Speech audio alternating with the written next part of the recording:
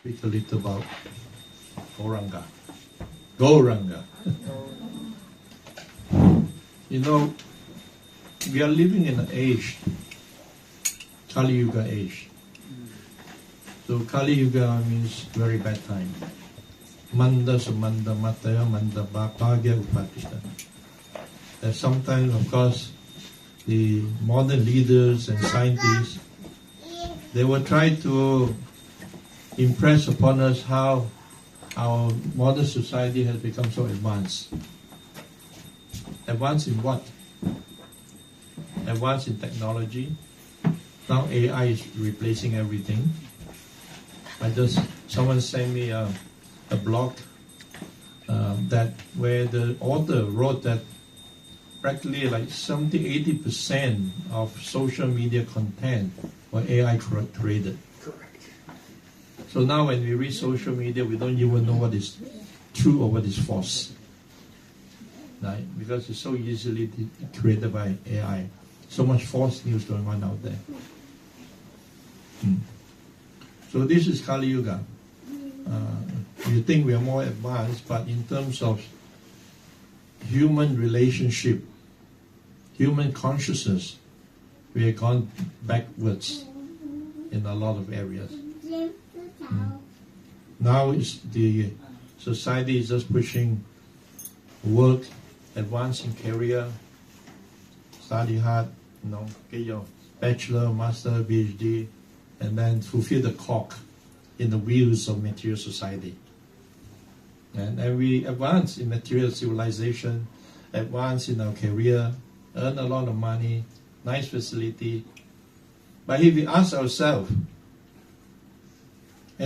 when we are just about to leave our body, towards the end of our life, what will we miss? What do we look back on if we take stock of our whole life that we have lived? And what would we regret most? Do we regret that, I haven't worked hard enough? Anyone? Would anyone regret that they would not work hard enough in their career? I have not worked hard enough to earn more money. I have not progressed much in my material accumulation.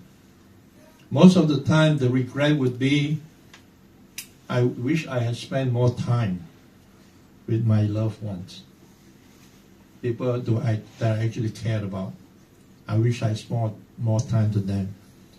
I wish I had shown more love and care to the people who are close to me. I wish I had said to my spouse, to my children, even to my parents, I love you.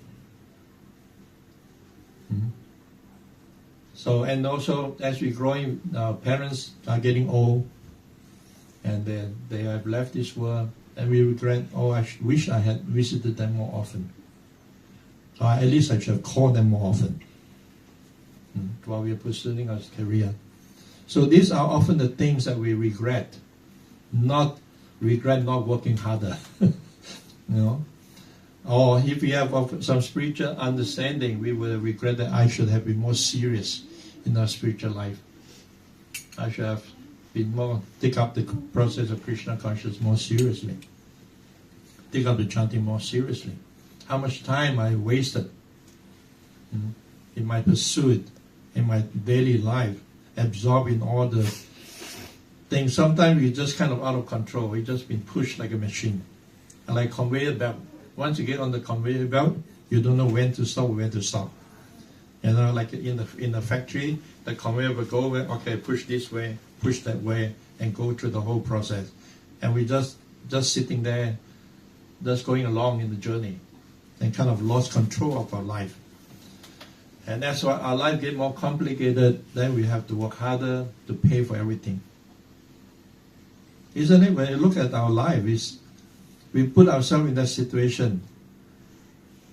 Bigger house, which costs a bigger mortgage or bigger renter. A big chunk of our income went to renter. Of course, in Sweden, a big chunk of our income went to tax department. That's first. And then you tax on everything you do. Tax on everything you buy. So it's just not just one taxation, it's multiple taxation along the way. Everything has been taxed. And that's why everything becomes so expensive, and we have to work hard to pay for them. And we caught ourselves into that kind of, it's like a spider building his web, and then he get caught in his own spider web and stuck. So we put ourselves in that situation where we are stuck. In order to maintain everything, we have to really work. And in the West, just one person working usually is not enough. Usually it has to be husband and wife also working, because everything is so expensive. And then children, they go to child care. So we produce children first, and we have to depend on someone to take care of the children instead of us. But of course, I know a lot of Indian family that where only one person is working, where the wife stay home, take care of the children, which is okay, but it's not easy when you're only one person working. You have to work harder because after you pay tax, there's not too much left. And paying the rent and the food and the cost of living is increasing, so it becomes a rat race. So Narada Muni, just a little over 5,000 years ago, he could foresee that. All these great sages in the past, like Narada Muni, who is one of the topmost sages, they are Trikalagyan. They can see past, present, and future. So he could see, predict the age of Kali coming. And he could also foresee what are the symptoms of Kaliyuga, what are the qualities of Kaliyuga. And he was very concerned, because one of the quality of a Vaishnava or devotee is that he's paradukkha dukhi. He feel pain, so they see the pain of others. So he could see that Dwapara Yuga is very quickly ending, and there come Kali Yuga, and it's going to be a very, very bad time. And although Krishna was still present, he was concerned that eventually Krishna, by the presence of Krishna, the Kali Yuga is still being held back. But what happened when Krishna lived? What's going to happen? So with this concern in his mind, he decided to go to Dwarka to see Krishna. At that time, Krishna was with Satyabhama, one of his queen, principal queen.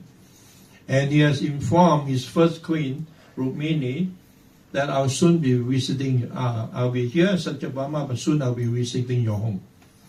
So Rukmini was very happy and preparing the whole palace, cleaning up everything, nice decoration with fresh flowers, everything is polished nicely to receive her husband.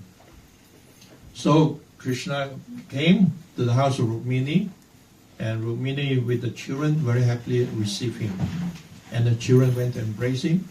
So in public, in Vedic time, even not many years ago in India, even husband and wife, they don't embrace.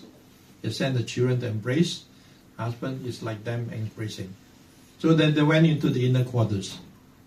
And Rukmini sat him on the bedside and performed Pada Puja, washing his feet. So as Rukmini was washing the feet of Krishna, Krishna noticed that Rukmini was feeling very sad. And he thought, what is going on here? Just a few moments ago, he was very happy. She was very happily receiving me. And now suddenly she's feeling sad. What's going on?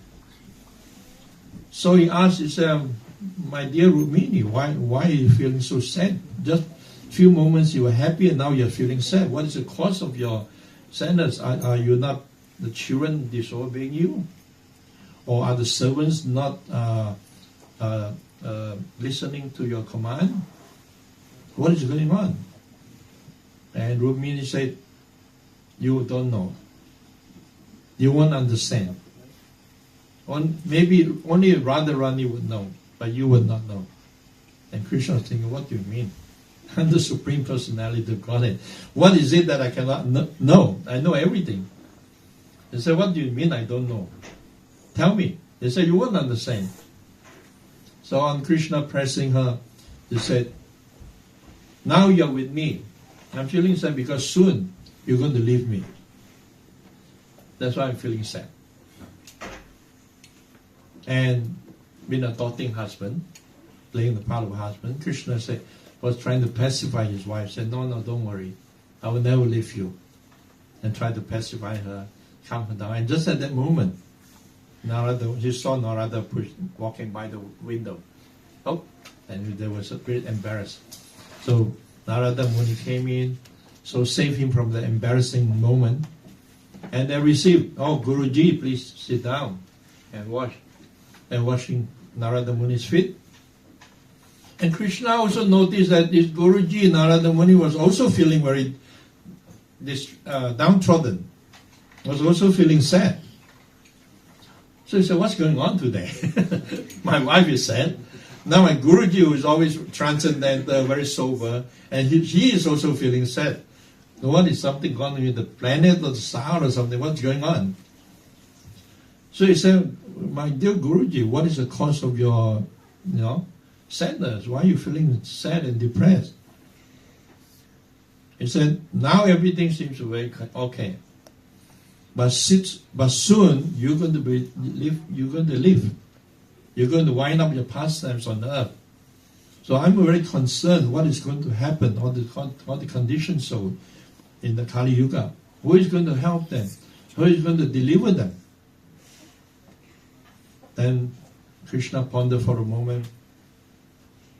He said, don't worry, Guruji. I will appear in Kaliyuga, but not in this form. I will appear in the golden form.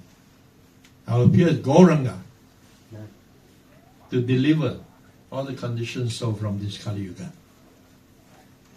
And now you please go all over the universe, even the spiritual world. Go everywhere and tell all my associates, all the demigods, all the associates, to please appear to assist me in my pastime.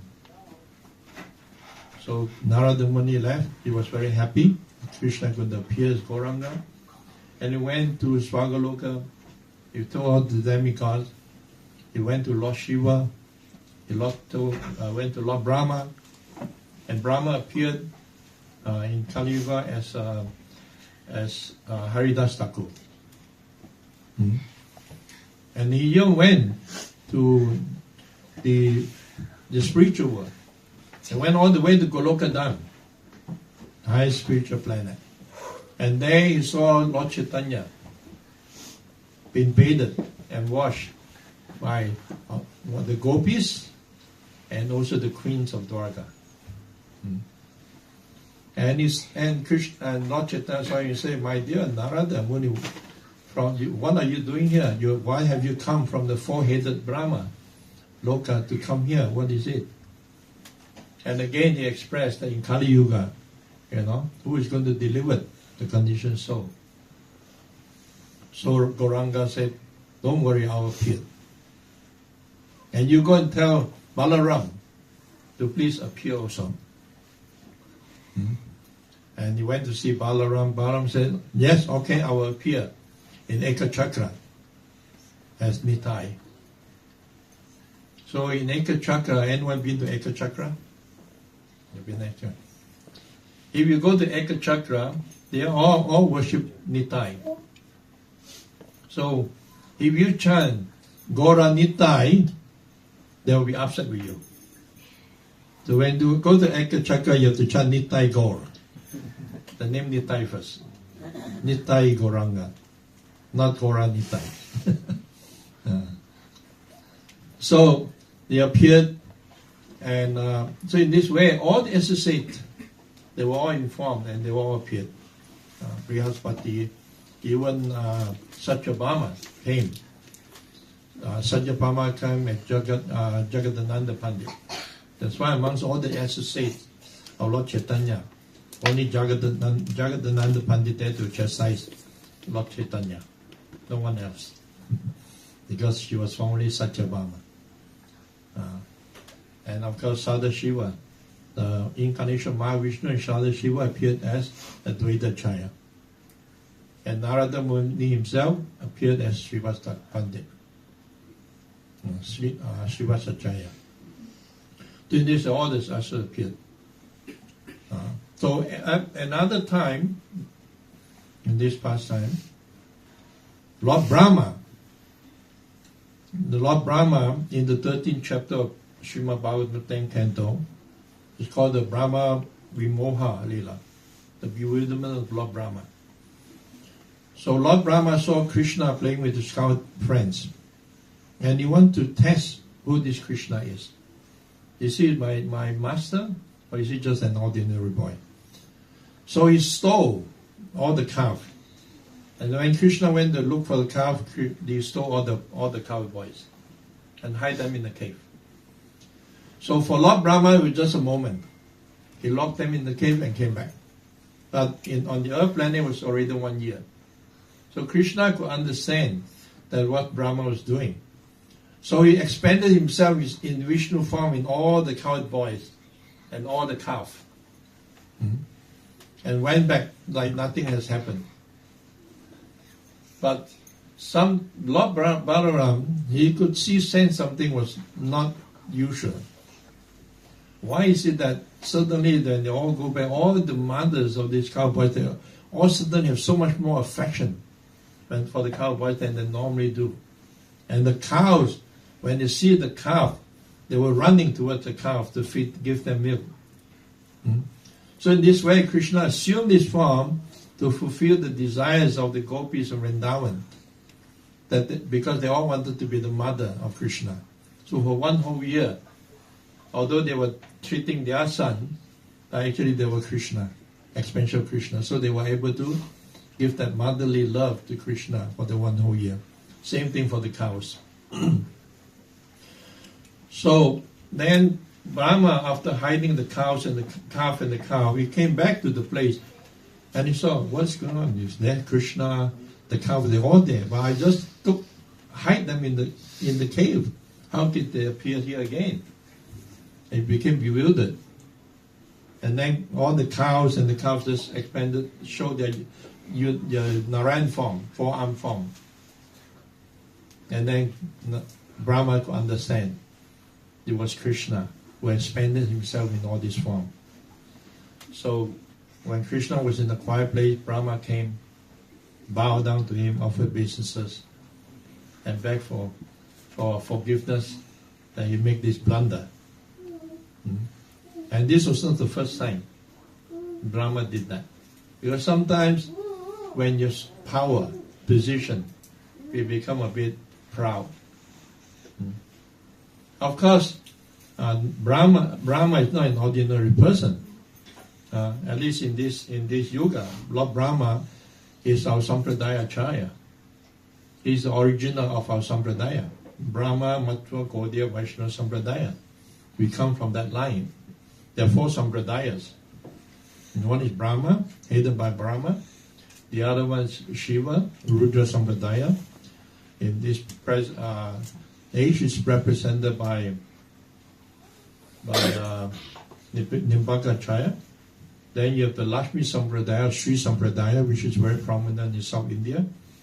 And that's represented by Ramanuja Acharya. And then you have the Kumara Sampradaya by Vishnu Swami. Right? Vishnu Swami? Yeah. So there are 4 Sampradayas. Of course, it's stated in the Shastra that in Kaliyuga, with the advent of Chaitanya Mahaprabhu, all these Sampradaya become one Sampradaya under the banner of Chaitanya Mahaprabhu. Because these different Sampradaya, they were teaching different aspects of the philosophy, of the Vedic, Krishna conscious philosophy. One is stressing the oneness with the Supreme, and others are stressing the difference. But Chaitanya Mahaprabhu presented the most complete philosophy of Achincha Veda Tattva. Yes, we are one with the Supreme in quality, but we are different in quantity. And Prabhupada gave the example that just like in the ocean, a drop of water from the ocean has the same quality as the ocean. It's salty. But that drop of water is not the whole ocean. Therefore, this is where the mind goes wrong. They may understand the spiritual aspect of the soul, the separation between spirit and matter. But they mistook that is one is the supreme. Just because the quality is there, then we are the supreme. That we are God. They don't realize the difference. Yes, we are minute, infinitesimal God. We have the same quality, but we are not God. Like the Christians say, we are made in the image of God. Yeah. So that's why this Achincha Beta Beta Tattva is the most complete. We are one and different. Same in quality but different in quantity. That's the understanding of the jiva, the spirit soul. So Brahma is not an ordinary person. Sometimes they put into illusion to teach us a lesson, and there's a purpose behind it. So, but after asking for forgiveness, begging for forgiveness from Krishna, he was still feeling not satisfied, because he said, committed such an offense to Krishna. Just by saying sorry is not enough.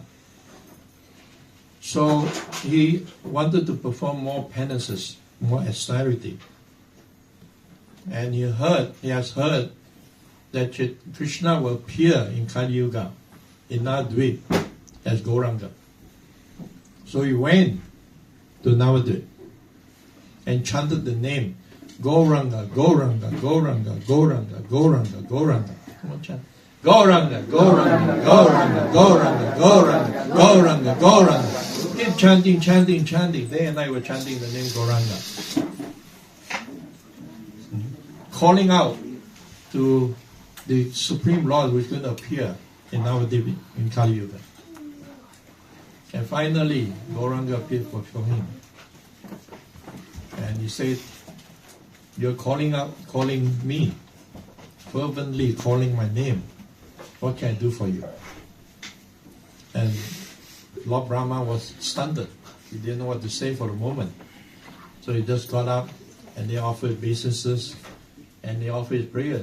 He said, previous time I've offended you. If I want to appear here to perform this penance. And I've heard that you'll be appearing in Kaliyuga. So you see, that Gauranga was always there nowadays. It's just that it was not manifested. Now even the time when Brahma was performing this, that was a few thousand years ago. Chaitanya Mahaprabhu appeared only about a little over 500 years ago.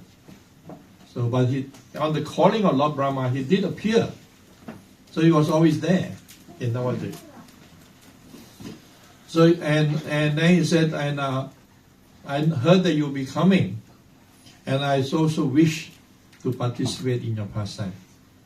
And Prabhu and he's explained that it's one thing to watch a drama, but it's very different to participate in the drama.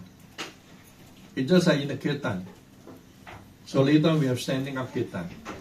And some devotees may be dancing enthusiastically. And you're sitting there watching. You won't get the nectar by watching.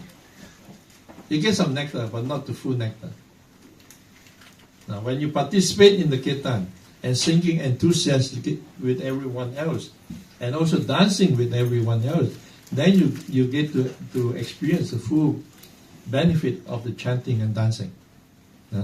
So Lord Brahma said, it's nice to be an observer of our Leela, but I'm not happy with that. I want to participate in the Leela.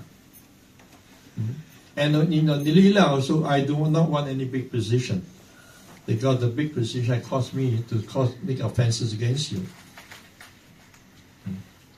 I just want to be a humble servant in your Leela. So Lord Chaitanya Mahaprabhu said, okay, you can take birth in Kaliyuga and assist by pastime, and you will take birth in a Muslim family. You take birth in a Muslim family and you will be known as Haridas. And we know in Vedic culture that's considered not part of Vedic culture. Which is just like the Chinese, the Europeans and all this, they are not even considered. You have four Varna, Brahmana, Kshatriya, Vaishya, Sudra. Right? And to be born outside of this Vedic culture is even outside of the Sudra, lower than the Sudras. So, like it's described in the Bhagavatam, like the Chinese, they belong to the Kasha dish. That's why we call the China Kasha dish. And then you have the Yavana, you have the Malachas, so on. So he was taking a birth as in a lower birth. But Haridas Thakur, although he was born in a low family, because of his dedication and devotion to Chaitanya Mahaprabhu and the holy name, chanting 300,000 names of Krishna every day, is known as Namacharya, the Acharya of the holy name. And is worshipable by all Vaishnavas. So that from that example we also know that the process of Krishna consciousness is not thus restricted to people who are born in India or born as Hindus. It is available to everyone, and everyone can achieve perfection by the chanting of the holy name. And that was said by the example of Haridas Thakur. They even elevated Vaishnavas, they worship and they respect and worship him as the Namacharya. So he was appearing. So although in Kaliyuga everything is very bad, but in this particular Kaliyuga, one yuga is like a day of Lord Brahma, and then it's like hundreds of millions of years. You have the Satya Yuga. The Kali Yuga is 400,000 years. And Dwapara Yuga is 800,000 years. And Treta Yuga is 1,600,000 years. And then you have Satya Yuga, which is even double 3.2 million years. So combined, we're talking about more than 5 to 6 million years. And that's one day of Brahma. And one night of Brahma is the same. So that means more than 10 million years Krishna appeared once. And it's the same when Krishna appeared, Gauranga, Chaitanya Mahaprabhu also appeared in the same in Kali Yuga. And they happen to appear in this particular Yuga. So Krishna appeared 5,000 years ago, and now Chaitanya Mahaprabhu appeared 500 years ago. Can you imagine how fortunate it is? How fortunate? Therefore, you say that even though in this Kali Yuga there's so many faults, so many, and the environment may not be the most favorable for devotional service, amongst all these faults, there's one very, very good thing that supersedes all these negative. And just simply by the chanting of the holy name, one can achieve perfection. And this perfection is not even achievable by people in such a yuga for performing tens of thousands of years of austerity. You heard of the story in Bhagavatam of Dhruva Maharaj, the kind of austerity that he performed, thus to achieve the favor of Narayan. You go into the forest, a 5-year-old boy. How old are you? 10. Huh? 10. How old are you? 7, 8. Huh? 8 years old. And you're 5 years old here? You're 5 years old. Yes. Will you leave home and go to the forest alone? No. So that is already the worst obstacle. Right? And when you manage to leave home, go to the forest, and sit down and perform meditation, Om Narayana Namaha, Om Narayana Namaha. He was eating fruits that dropped from the tree. And these are fruits that even the monkey reject. And he was surviving on that. And after that, he was only eating dry leaf that fell from the tree. And then later he was taking water, drinking just water only. Once a day, and then once every week or something, and then once every 2 weeks, once every 4 weeks, and after that he was just breathing once And beyond that, you stop breathing. And because he stopped breathing and he was meditating on the Supreme within his heart, he was carrying Vishnu in his heart. He stopped breathing, the whole universe could not breathe.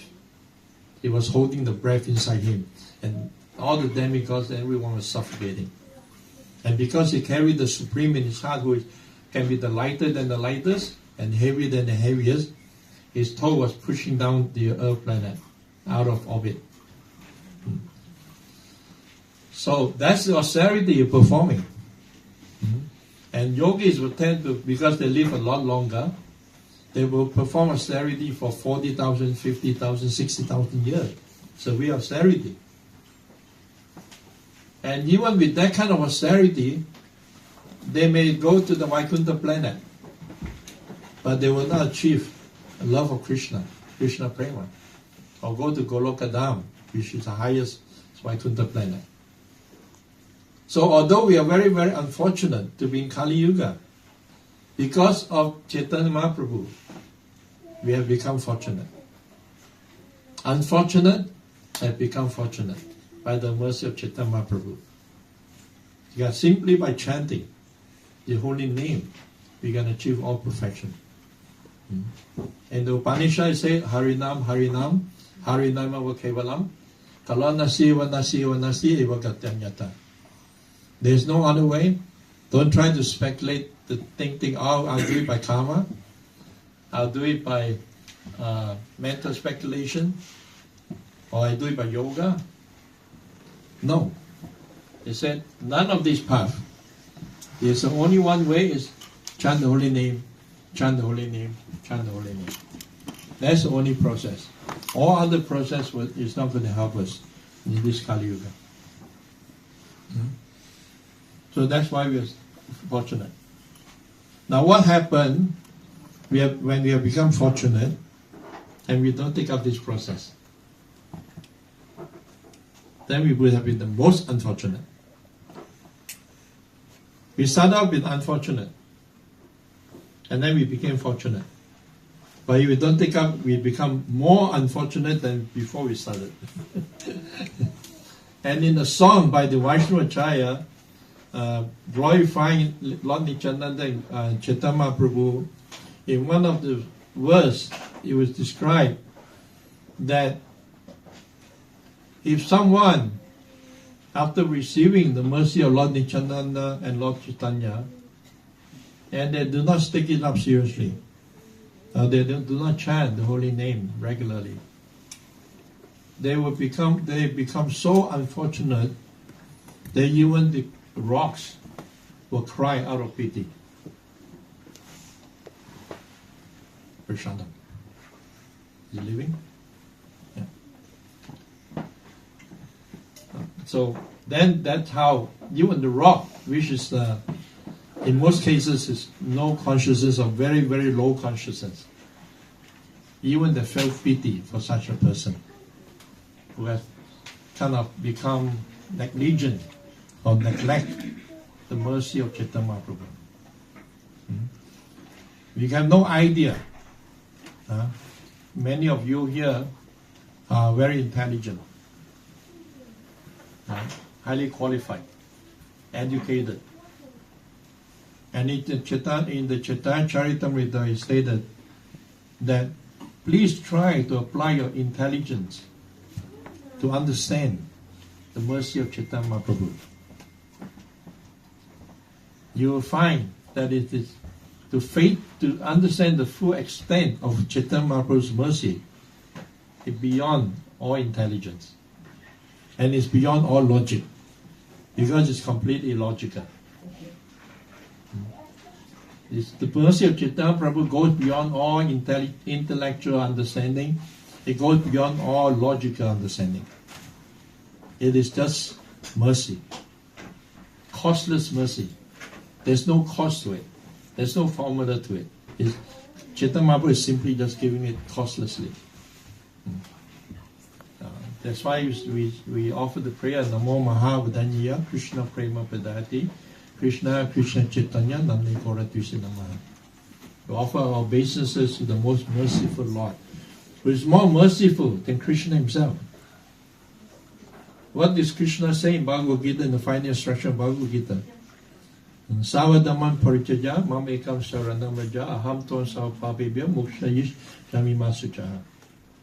He said, whatever I have explained, whatever religious principles you're following, doesn't matter.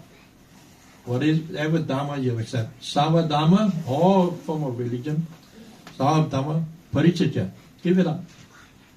Let go of it. And what do? Aham tvam savapapibhyo. Aham. You say you just surrender to me. Not only this aham, you say eka. To emphasize, you say you surrender to me alone. Not me and then everyone else. In India it's very popular. Panchapasana, they worship the 5 gods. They worship Vishnu, Shiva, Durga, Surya, and who's Ganesh, I think. Panchapasana. Because even though he born in India, most of the Indians, they are bewildered, they're confused. They worship so many different gods, they don't know who is who. They only know this God gave me that, this God gave me that. So to be sure, they worship all 5. Hopefully it hit on the right one. This is called shotgun worship. You know, shotgun is for people who can't shoot straight. They shoot and many pellets come out. Hopefully they hit the right target. But a sniper, they call it 1 shot, 1 kill. That's sniper. Very focused. Although in the Vedas, the ultimate conclusion of the Vedas is the worship of Vishnu. But because there's so much flowery languages, you should worship this one, that one, so much. There's something for everyone else. Therefore, the actual conclusion is hidden. And Krishna warned us in the Bhagavad Gita, do not become bewildered by the flowery language of the Vedas. Because some Vedas, oh, he is God, that God, this is also Bhagavan, that was Bhagavan. And I have heard all these kind of arguments when I talk to people from India. But what they do not know is that you just take piece like out of context. So when you study Vedas, we have to understand the Siddhanta. What is actually the Siddhanta? What's the conclusion of the Vedas? Now, Vyasadeva wrote all these, compiled all these Vedic literatures, all the Puranas, Upanishad, Itihasa, everything. But he was not satisfied. He was feeling despondent. And when Narada Muni appeared before him, he said, my dear Vyasa, are you happy with your body and your mind? Are you happy with your senses and your mind? So indirectly, he's addressing Vyasadeva's problem. Why he's feeling despondent? Because everything that he has written was dealing with the senses and the mind. Perform this yagya, that yagya to get some reward from the devas, and you do this, you'll be that happiness, that, but all related to body and mind. You have neglected to directly describe the glories of the Supreme Personality of Godhead. And on the instruction of Narada Muni, Vyasadeva went on to write Srimad Bhagavatam, which is considered the essence of all Vedic literatures. The Bhagavad Purana, the purest of all the Puranas. That's Bhagavad Purana. That's the Srimad Bhagavatam. And all have Bhagavad Gita here? Who don't have Bhagavad Gita? Who don't have? Everyone have? You don't have? You have. Yeah. You have. You all have. Good. I mean, are you reading it? You reading? Sometimes. Good. If you are reading, good. Do you have, who has Srimad Bhagavatam set? You have Bhagavatam? Srimad Bhagavatam? No Bhagavatam? So then your library is not complete. You have Bhagavad Gita? Very good. Now before you leave today, take a set of Srimad Bhagavatam with you. You will be bringing the best present that you ever bought for yourself. It's coming Christmas, right? So buy yourself in advance the Srimad Bhagavatam set. And then every day we together as a family, little by little, little by little. And you read the whole Bhagavatam and educate yourself in the science of Krishna consciousness. And why is it so important? Because that's the order of Chaitanya Mahaprabhu. What is the order of Chaitanya Mahaprabhu? He said, all of you who are born in the land of Bharatvash. India was formerly known as Bharatvash. He said, all of you who are born in the land of Bharatvash, you should make your life perfect and spread this message all over the world. And what are the sons and daughters of Bharatvash, what are they good at? Are they good at spreading Bhagavad Dharma? Sanatan Dharma? They are famous for spreading IT. Computer science, IT technology. Isn't it? When I speak to Indians, many clients were Indian, I said, don't tell me what you're doing, let me guess. You're in IT, right? Yes. The wife is also IT, right? Yes. They're all IT. It's the biggest export of India. So now at least educate. No, but when Prabhupada met his guru the first time, he actually bowed down before he got up. His guru Sri Bhaktisiddhanta Saraswati Thakur immediately gave him instruction. You are an educated young man. You should spread this message of Chaitanya Mahaprabhu to the English-speaking world. And Sri Prabhupada argued. He said nobody will listen to India until we achieve Swarat or independence. Because he was a Gandhian at that time. He was following Gandhi. And he was arguing that we have to achieve independence, then people will respect us and they will listen to us. But Sri Bhaktisiddhanta impressed upon this young man that the message of Chaitanya Mahaprabhu, it goes beyond independence. The message is so important, it's so urgent that we cannot wait for independence. You have to be spread now. And Prabhupada became convinced. He became convinced, and throughout his life, he was trying. And he thought that if I become rich, then I'll be able to spread Krishna consciousness more. And he was pretty good in his business, in the pharmaceutical industry. And he had a very good relationship with all his clients. But at some point, no matter how much he tried, he became not successful. Because the direction, his destiny was different. And he tried in India to preach to the Indians. At that time, all Indians, they were not interested in their own culture, philosophy. They were all looking to the West, to England, to America. And they all want to send the children overseas to England and America to study and copy the Western way. And Prabhupada thought, okay, I'll go to the West and make the Westerners devotee and bring them back. This is called the Pisa effect. Have you heard of the Pisa effect? Mm-hmm. You know, now it's very popular everywhere, Pisa. You know, in Italy before, Pisa is known as a peasant food. It's like a Sudra food. It's for people who work hard in the fields. So they eat pizza. You ever eaten pizza and I feel like a big lump in the stomach after eating pizza? It's not a refined food. It's a peasant food. But then, during the Second World War or before or after, many Italians migrated to America, and many of them end up in New York.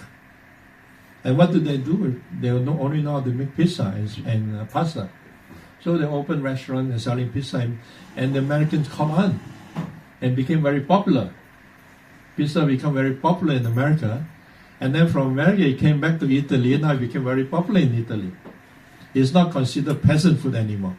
It became like people go to restaurant, nice restaurant, and order pizza and pasta. So that's called the pizza effect. So during Prabhupada's time of preaching, Indians were rejecting. They were not interested. They're not more interested in the West.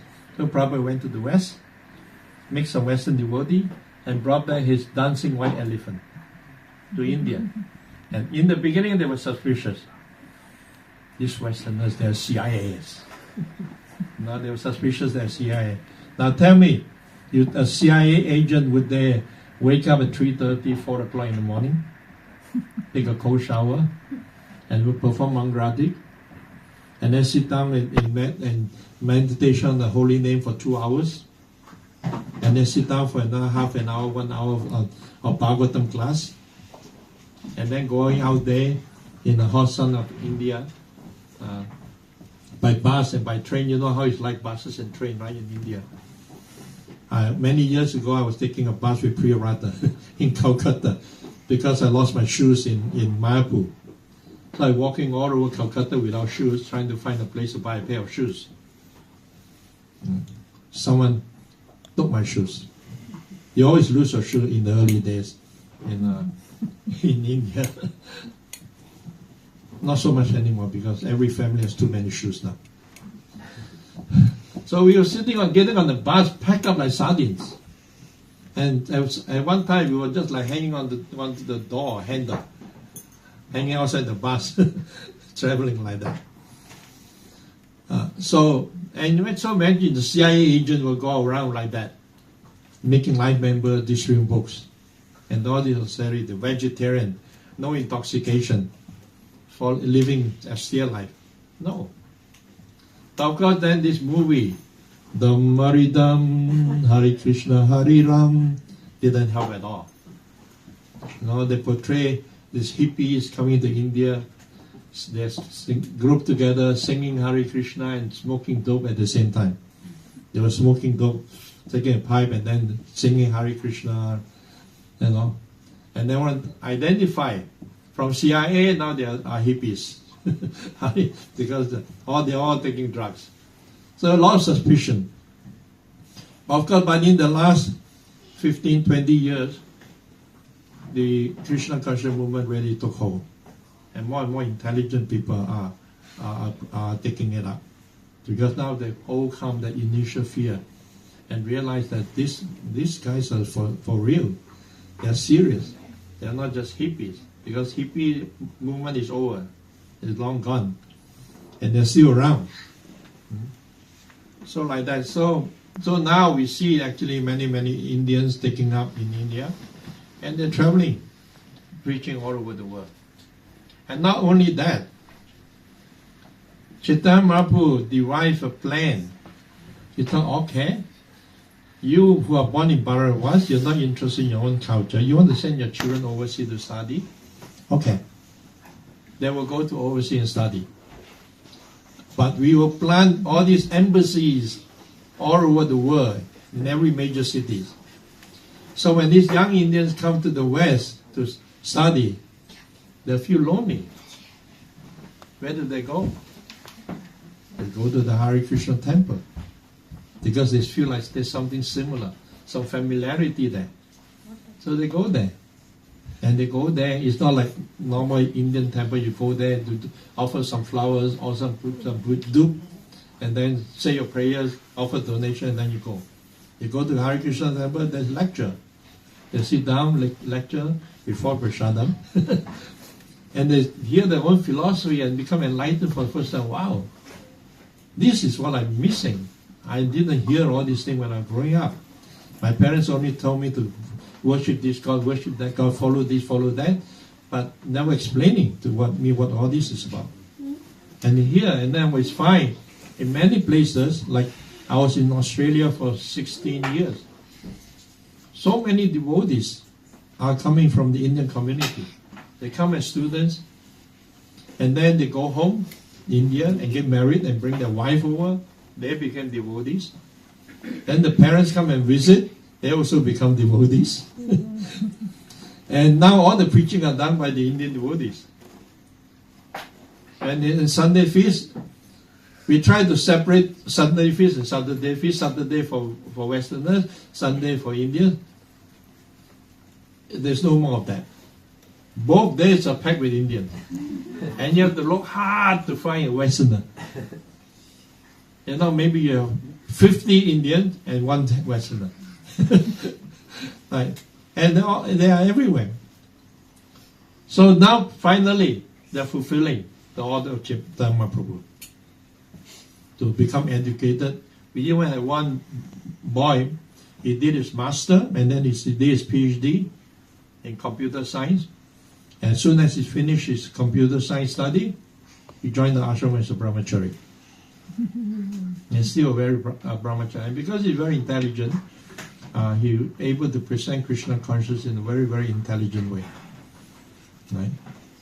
And Yuan has learned Sanskrit along the way.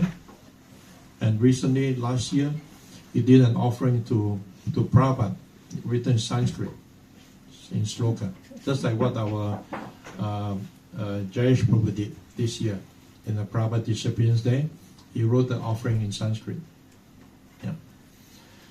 So like that. So more and more. So please take part in this Krishna conscious movement. This is your original culture for most of us. Most of you are here. In fact, if we really boil down to think, you actually know a lot more about the culture than we do. Maybe you know more philosophy.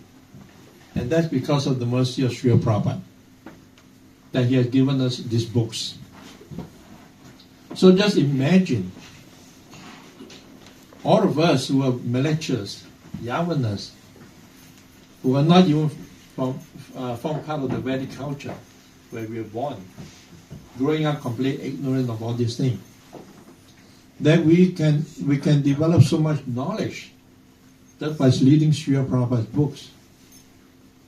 Just imagine if all of you were to study Prabhupada's book regularly and learn this philosophy, combined with the culture and tradition that you grew up with, how strong and powerful you would be.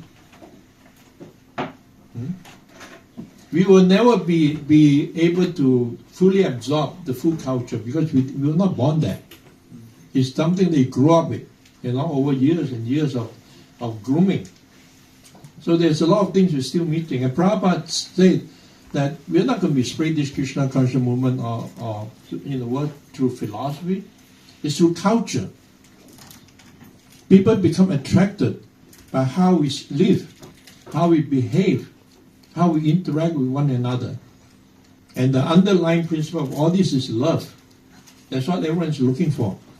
That's what Josh Harrison wrote in his preface to the Krishna book. All we need is love, Krishna. Right? That's what everyone's looking for in every relationship. We're looking for that love. So when people come, they're not attracted because of philosophy. I came. Yes, I was impressed by the philosophy, no doubt, because it answered a lot of questions that I had when I was growing up as a teenager. What is different? Who is good and bad? How do you define good and bad? Because I grew up in the Christian school, Catholic school, so we learn about heaven, hell, all the Catholic influence. But how do you define good and bad? Who is good and who is bad? Because it's a mixture of both good and bad. And then Buddhist philosophy, because I'm Chinese background, Buddhist philosophy, that the wheel of reincarnation. How is that determined? That when someone dies, how is his next life determined? He dies and goes in the house and there's a big wheel, and there's like a lottery. You're going to do, and you take birth here, and you take birth there. I thought that's too whimsical. And I go to church, I go to temple, nobody can answer my question. But when I started reading Prabhupada's book, within the first few days, I got my answer. I thought, wow, it's as simple as that. So basic. And for us devotees, this is the most basic philosophy. That's the first thing we learn about karma, about reincarnation.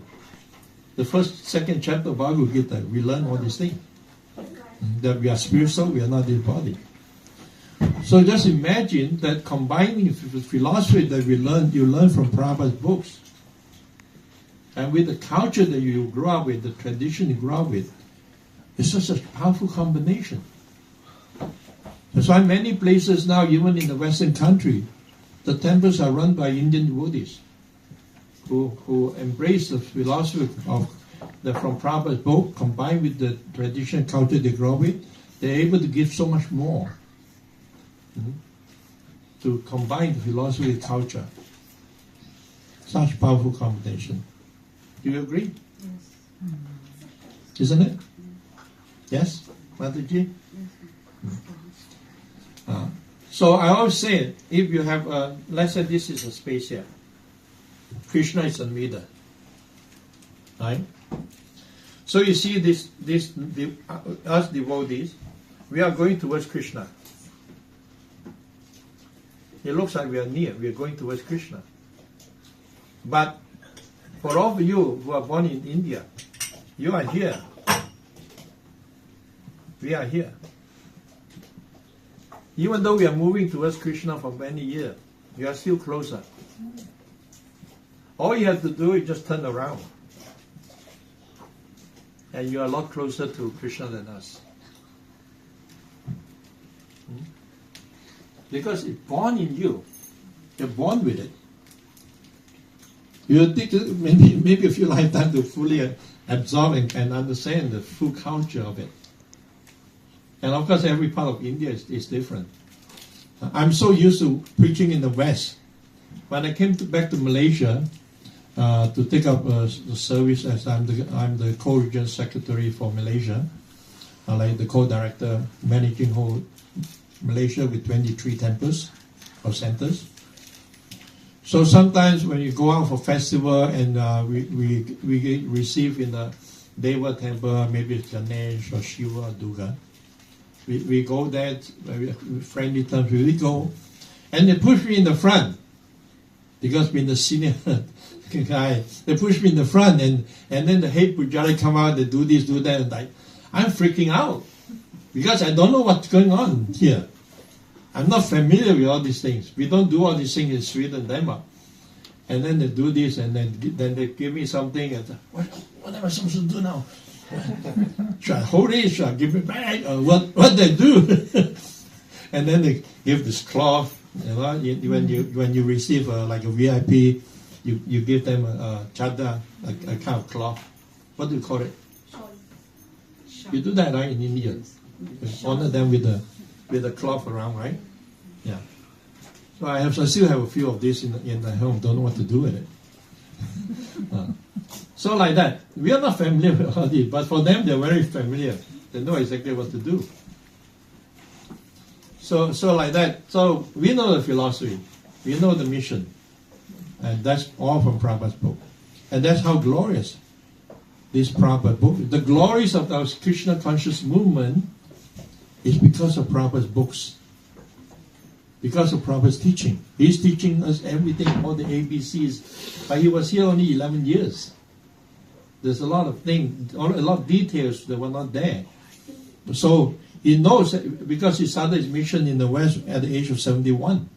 He left India at 70. He registered the ISKCON movement at the age of 71. Sometimes I'm also trying to make excuses. No, I'm getting old. Why you come to me and let someone do it?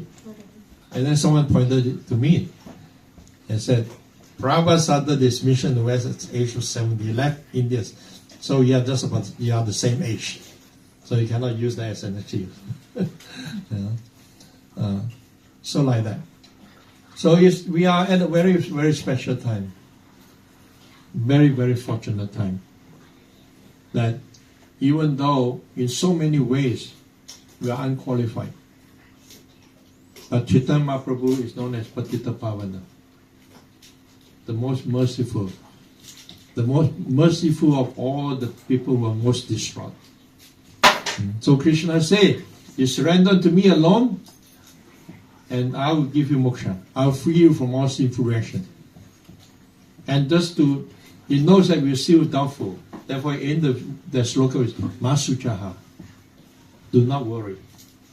I'll free you from all suffering. Just surrender to me. But people were not surrendering. In Kaliyuga, everyone was more interested in the rituals, to perform ritualistic activities. For spiritual activity, they're not interested. But to marry the son and daughter, they will go through all means. Even if they have no money, they'll borrow money to make a lavish wedding. And then when you make a lavish wedding, so the neighbors see a lavish wedding, you say, I have to surpass that. And then they do a bigger wedding. And then another one do a bigger wedding. And then you only go up to a certain point, then you say, how can I beat that? Okay, we do another ceremony. We'll marry the dog, the he dog and the she dog, and perform a ceremony of that. And then our family say, okay, you marry the dog, we'll marry the cats. And there's all kind of speculation, ritual activity. They will go through all expenses to perform these activities, but not the simple process of Krishna consciousness. It does not require a lot of expense. We just chant. We just serve. We just have to understand that our constitutional position is that we are eternal son of Krishna. Simple as that. And we just serve Krishna with love and devotion. And Krishna saying Bhagavad Gita, it's not difficult. You just offer me a flower, a fruit, water, I accept it. All I want is to offer it with love. It's the love that I want, not so much the fruit external. You offer it with love. So we offer it love. So that's why we cook for the deities. We cook with love. We never taste it before offering. Even the big chef, they always taste what they're cooking. Devotees never taste before the cooking, because they know whatever ingredient you put in there, whatever spices you put in there, Krishna will add the most tasty spice, his saliva. So when I was preaching in Govinda in Freedom's Land many years ago, back in 1984, he said, you know, I bought your Krishna book, the Gauranga book, the small Gauranga book. There are a lot of recipes in it. I follow the recipe. It doesn't taste the same as what I did here. I said, because you're missing one ingredient. They said, what is it? I'm following exactly the recipe. I said, no, the hidden recipe not written there is Krishna's saliva. Krishna has tasted it. When you offer to Krishna, Krishna tastes, and that gives extra flavor to the food, because it's the prasad. It's Krishna. It becomes Krishna prasad. It becomes transcendental. That's what it is. So it's simple. It's not difficult. Everyone can do it. Of course, if we have the means, we offer more. Because yayatamam prapadyante tam sataiva bhajameham. As you surrender to me, I reward you accordingly. If you are lot, they say, oh no, Krishna says just a leaf of flower. I'll bring one fruit. So Krishna is not looking at what you're giving. He said, you're offering, Krishna is not looking at what you're offering, he's looking behind. What are you hiding? What are you holding back that you're not giving? One time in Mayapur, one rich Calcutta businessman, he came to Mayapur and he gave Prabhupada a donation, something like 10,000 rupees or something like that, which was quite a lot of money during that time. In the 70s, it's a lot of money, 10,000 rupees. And Prabhupada just look at it. Is that all? Is that all you're giving Krishna? Just last month, you married your daughter. How many lakhs you spent? You spent hundreds of thousands of rupees for your daughter's wedding. And you're just giving this tiny amount to Krishna?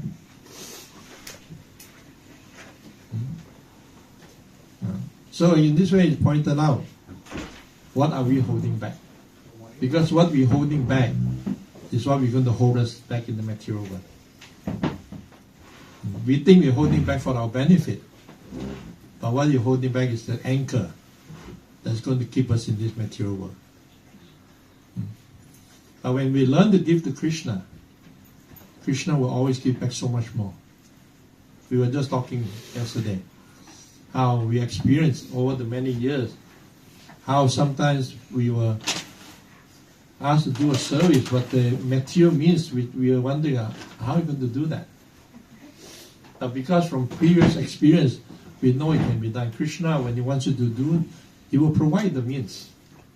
And Prabhu said, Krishna is not a poor man. He has unlimited wealth. And Prabhu gave the example that if a rich man wants to promote himself, he will provide all kinds of facilities. So Krishna wants his name to be spread to every town, village. Why wouldn't he provide everything that we need? So when we give to Krishna, what we get back from Krishna is immense. It may come back in the form of wealth, or it may not be wealth. It may be something else he gives us which is of much better value, of much higher value than it is. Don't believe me? Try. You try it. That's the only way we can get realization. Otherwise, it's just theory. You just have to try. What is there to lose? You give it a try and see how Krishna reciprocate. Krishna promised, as you surrender, I reciprocate. And Chaitanya Mahaprabhu, even more merciful than Krishna. Krishna said, you first surrender and then I free you from separation. Chaitanya Mahaprabhu understands Kaliyuga mentality. They will not. So he said, you take first. You take the samples. Try the samples. Chaitanya Mahaprabhu is the best salesperson, best marketing director. You know, that's why you go to supermarket. Sometimes they did little store, and then you have these promoters. Hello, sir. Hello, madam. You try this drink, try this food. They cut a small pieces, and it's free. But they're promoting. Once you like the taste, what happens? You buy more. You pay for it. So Chaitanya Mahaprabhu said, you try, you taste. Here's love of Godhead. Here's the chanting of holy name. You taste a little bit of the love of Godhead. You like it? You want more? Now you have to surrender to get more. So it's freely distributing. The Panchatattva broke open the storehouse of love of Godhead. And they enjoy it. They had such a wonderful time. That's like fun. You know, sometimes when you distribute prasadam, you just give freely. He's always in the mood of Chaitanya Mahaprabhu in the Panchatattva. That's freely distributing love of Godhead to everyone. Taste it. Take it. It's free. Take it. Then when you want more later, then you have to pay a little bit more. You want to continue tasting samples, you can get free samples. But you want the whole package, then you have to pay. It's up to every individual. So like that, Chaitanya Mahaprabhu is spreading the Sankirtan movement to everyone. So everyone, please be fortunate. And please remain fortunate. Don't become unfortunate so much so that the rock will cry for us out of pity. Be fortunate. Thank you very much.